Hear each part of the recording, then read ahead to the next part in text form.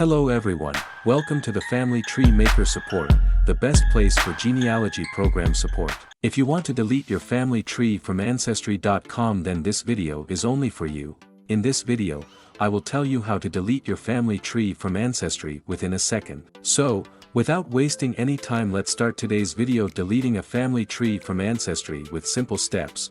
Do you know people can check your family tree information even if you cancel your Ancestry subscription? So if you want no one can check our family tree, in such conditions you need to delete your family tree. To delete a family tree, open your Ancestry family tree using your username and password. Then go to your family tree by clicking on the tree menu. After this, click on the three dots and select Tree Setting Options. As you click on the Tree Settings option, it will redirect you to a new window where you can see the Delete Your Tree option by scrolling down your screen.